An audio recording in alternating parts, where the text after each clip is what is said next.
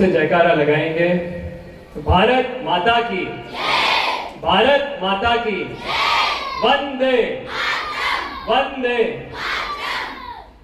सम्मानीय मंच और मंच पर उपस्थित आज दोनों कवि महोदय, आदरणीय भाटी साहब, आदरणीय परमार साहब, आप दोनों आज इस मंच पर आए और मैं तो आदरणीय सबसे बोलना चाहूंगा कि हमारा समय भी अगर आप दोनों को दिया जाता तो गाइडेंस और ज्यादा आगे जाता।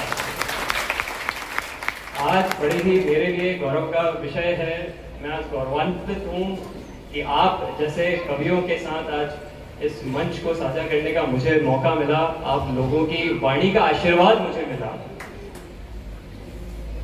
मैं कामना करता हूं कि कभी भविष्य में हम कभी अगर युवाओं के लिए कोई कार्यक्रम रखें तो मैं आप दोनों को उस मंच पर आमंत्रित करना चाहूंगा और इतना छोटे समय में आपको जाने नहीं देंगे। हम पूरी रात आपकी लेंगे, पूरा दिन आपका लेंगे और ऐसे हमारे तराना को, हमारे क्षेत्र को, अपने गांव को, मैं तो आपको तराना का ही कहूंगा, तो हमारे दोनों गौरवों के लिए जोरदार तालियों से अभिनंदन करिए।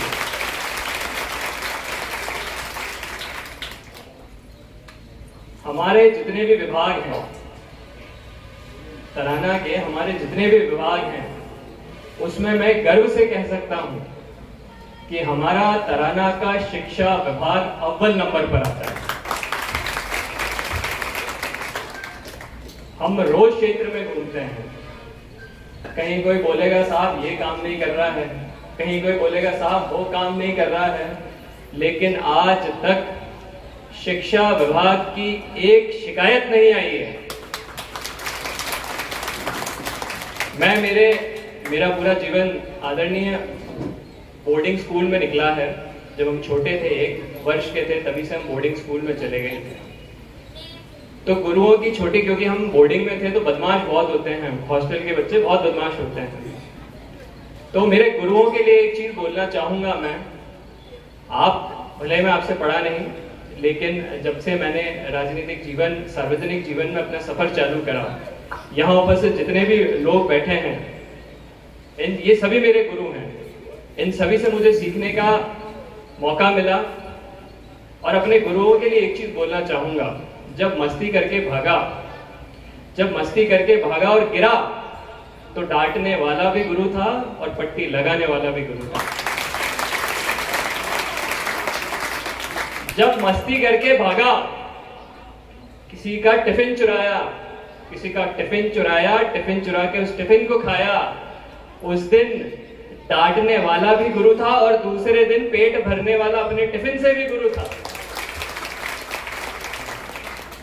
देखिए, गुरु का महत्व हमारे जीवन में बहुत बड़ा होता है।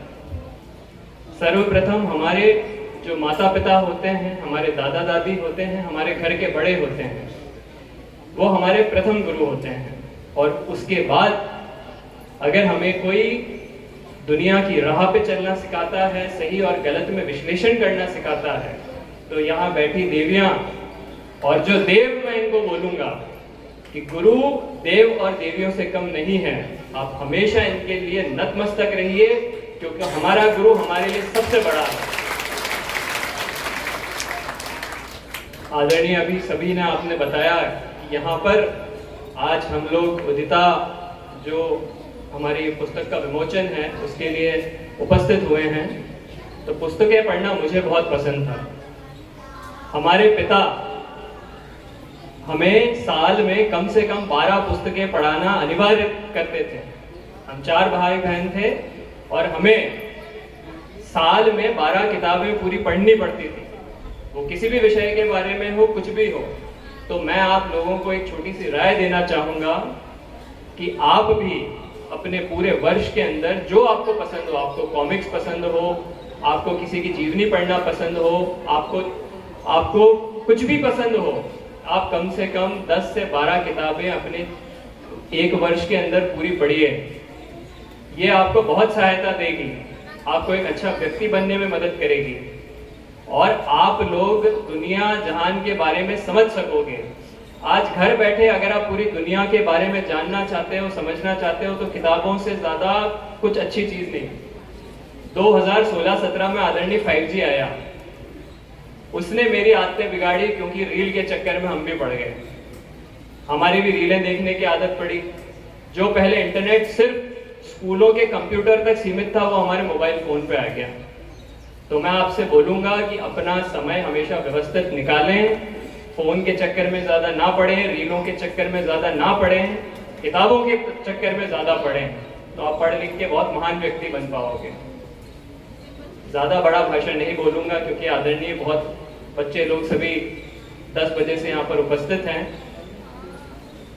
सिर्फ आपको 2 चीजें, 2 नियम बता के जा रहा हूं जो मैंने अपने जीवन में पालन करा, क्योंकि आप इतने अच्छे गुरुओं के गाइडेंस में हो कि सफलता तो आपको मिलनी पक्का है, 100% आप सफल होगे।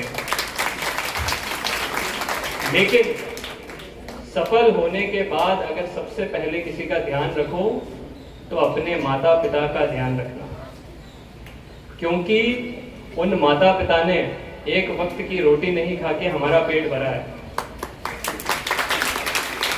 दिवाली पर जब हमें पटाखे चाहिए थे, जब उन्होंने फटा कपड़ा पहन के हमारे पटाखों की मांग पूरी करी है, ऐसे माता पिता जो हमारे लिए दिन रात एक कर देते हैं।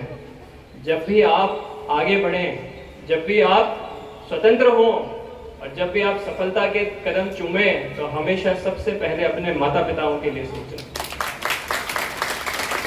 दूसरी चीज, मैंने जब मेरी पढ़ाई पूरी करी, मैंने मेरी पोस्ट ग्रेजुएशन मुंबई से पूरी करी, वहां पर मेरी नौकरी लगी, मैं बिजनेस में भी जा सकता था और मुझे मेरे पिता ने पूरी छूट दी थी कि जहां जाना चाहो, जो करना चाहो वो कर सकते हो। लेकिन मैंने उनको बोला था मैं अपने गांव वापस आऊं। हमेशा आप कहीं भी जाना चाहो वो आपकी इच्छा है, आप कहीं भी नौकरी करना चाहो वो आपकी इच्छा है, लेकिन हमेशा अपने गांव, अपने क्षेत्र के लिए कुछ भी कर सको। सफल होने के बाद अपने गांव के लिए भले एक कमरा बनवा सको स्कूल के अंदर, भले एक पानी की टंकी लगा सको अपने स्कूल के अंदर, अपने गांव के लिए आप कुछ भी कर सको। हमेशा अपने गांव के लिए लड़ाई लड़ना, अपने क्षेत्र के लिए लड़ाई लड़ना। आप सभी लोगों ने आज यहाँ बुलाया, आप सभी से मिलने का मौका दिया और आप जैसी लक्ष्मियों और सरस्वतियों से मिलने का आज मौका दिया जो आपके गुरुओं ने, उसके लिए मैं बहुत बहुत धन्यवाद देता हूँ। आपके उज्जवल भविष्य की कामना करता हूँ। और जीवन में आप सभी मेरी छोटी बहनें हैं, जीवन में आपको मेरे लायक कभी भी कोई काम पड़े, अगर आपको कभी भी कोई काम पड़े मेरे लायक, तो आपका भाई हम सदैव आपके साथ खड़ा रहेगा। आप आधी रात में कभी भी मुझे याद करोगे तो आपके साथ हमेशा खड़ा पाओगे। आप सभी लोगों से आज मिलकर बहुत अच्छा लगा और इस विद्यालय को देख के बहुत अच्छा लगा। आदरणीय सभी को बहुत बहुत धन्यवाद, सभी को बहुत बहुत नमस्कार।